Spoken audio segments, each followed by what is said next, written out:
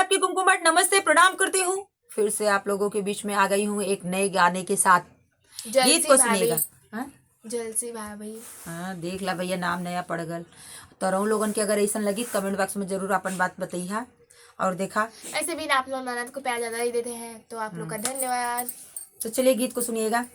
अरे झुमका के पैरन वाली हो, झुमका ले ला बाल में, झुमका के पैरन वाली हो, झुमका ले ला बाल में, झुमका के पैरन वाली हो, झुमका ले ला बाल।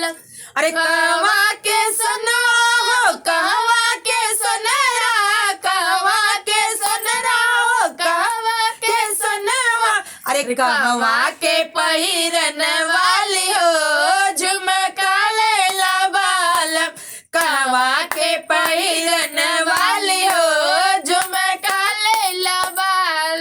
झुमका के पहिरन वाली हो, झुमका ले ला बाल में, झुमका के पहिरन वाली हो, झुमका ले ला बाल में। तो सुनिएगा कहाँ की हूँ। अरे आजमगढ़ के सोनवा हो, आजमगढ़ के सोनरा, आजमगढ़ के सोनवा हो, आजमगढ़ के सोनरा। अरे आजमगढ़ के पहिरन वाली हो, झुमका ले ला बाल में, आजमगढ़ के पहिरन वाली हो, झुमका ले ला बाल में, आजमगढ़ के पहिरन वाली हो, झुमका ले ला बाल में, झुमका के पहिरन वाली हो, झुमका ले ला बाल में, झुमका के पहिरन वाली हो, झुमका ले ला बाल। सासू के ले जाना नदियों के ले जा, सासू के ले जाना नदियों के ले जा। अरे मैं तो सजन जी की प्यारी हो, झुमका ले ला बाल, मैं तो सजन जी की प्यारी हो, झुमका। अब इसके बाद मेरे भैया क्या बोलेंगे? ले ला बाल में, झुमका के पहिरन वाली हो, झुमका ले ला बाल में, झुमका के पहिरन वाली हो, झुमका ले ला बाल में, झुमका के पहिरन वाली हो, झुमका ले ला बाल। सासू मोरी मैया ननद मोर बहिनिया, सासू मोरी मैया ननद मोर बहिनिया।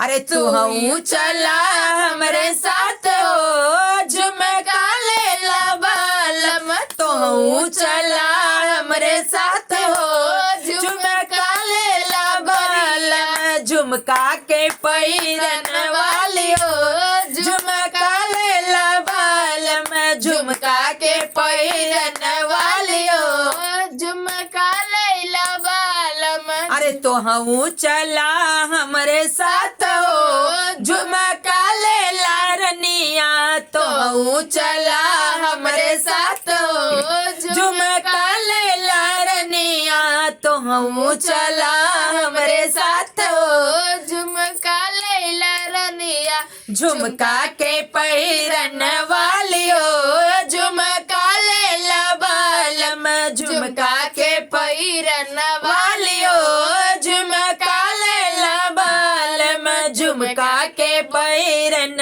वाली हो, झुमका ले ला बाल में, झुमका के पहिरन वाली हो, झुमका ले ला बाल।